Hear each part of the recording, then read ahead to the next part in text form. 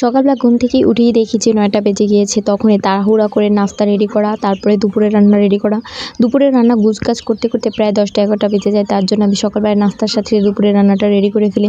আসসালামু আলাইকুম everyone, রিমঝিমস kitchen থেকে আপনাদের জন্য আরেকটা ভিডিও নিয়ে চলে আসলাম। ভিডিওটি না টেনে সম্পূর্ণ দেখার চেষ্টা করবেন। অবশ্যই লাইক, কমেন্ট, শেয়ার করে যাবেন। আজকে দুপুরে রান্না করার জন্য কিছু গরুর মাংস নিয়েছি। আজকে একদম তাজা তাজা গরুর মাংস ছিল, ওইটা সকাল থেকে কিনে নিয়ে আসছে। রান্নার জন্য আমি প্রায় 1 কেজি মাংস নিয়েছি। এখানে 2 কেজি মাংস ছিল, আমি অর্ধেক রেখে দেবো আর অর্ধেক রান্না করব।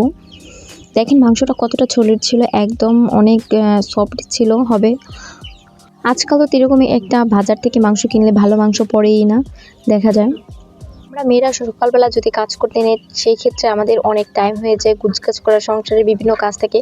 তার জন্য যতটা তাড়াতাড়ি সম্ভব রান্নাবান্না শেষ করে বিভিন্ন কাজ সব কিছু গুছানো থেকে শুরু করে সম্পূর্ণ কাজই কমপ্লিট করতে হয় আমাদের মেয়েদের। তার জন্য আর কি মাংসটা আমি ধুয়ে নিলাম সুন্দর করে, একদম কষা কষা করে ধুয়ে নিয়েছি, যাতে রক্তগুলো ছাড়ানোর জন্য আলাদা করে একটু রেখে আমি শুকিয়ে নেব। আর দেখবো যে রক্ত পানিটা না থাকে, তার জন্য সুন্দর করে ধুয়ে নিয়েছিলাম। ধুয়ে আলাদা করে কিছুক্ষণের জন্য রেস্টে রেখে দিয়েছিলাম, একদম রক্তগুলো ঝেড়ে সাদা হয়ে গিয়েছে। এখানে আজকে হাতে মাখানোর জন্য আমি মাংসটা রান্না করব, কষিয়ে রান্না করব না। পেঁয়াজ কুচি দিয়েছি আর 4-5টা তেজপাতা দিয়েছি, আদা বাটা দিয়েছি 1 চামচ, রসুন বাটা দিয়েছি 1 চামচ, আর এখানে দিয়েছিলাম কিছু পরিমাণ 1 চামচ জিরার গুঁড়া দিয়ে সুন্দর করে আরেক দিলাম 2 চামচ বাদাম বাটা। এখানে আমি কাজু বাদাম বাটা দিয়েছিলাম। আমার কাছে বাদাম বাটাটা দিলে মনে হয় কি গ্রেভিটা অনেক ঘনত্ব থাকে আর খেতে অনেকটা ভালো হয়। এই তো গোটা কাঁচামরিচ দিয়েছি, কাঁচামরিচের ফ্লেভারটা অনেক ভালো লাগে আর খেতে অনেক ভালো হয়।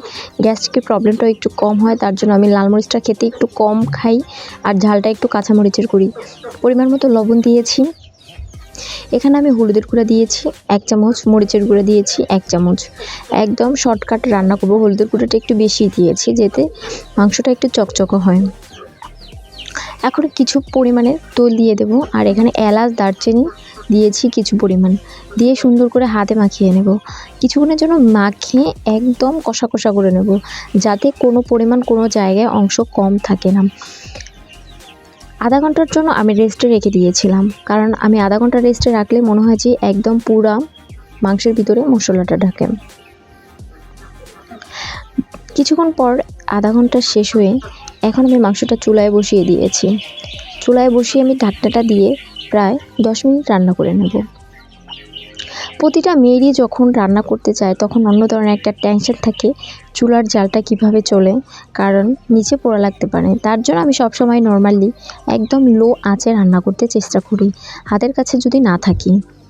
এই তো রান্নাটা করতেছি, কষিয়েছি, মাংসটা অনেকটাই সিদ্ধ হয়ে গিয়েছে, আর তার সাথে আমি গোটা আলু দিয়েছি। আমি সম্পূর্ণ ক্লিপটা নিতে পারি নাই, অন্য কাজে ব্যস্ত ছিলাম, তার জন্য জাস্ট আপনাদেরকে ওইটুকু আর দেখাতে পারলাম না।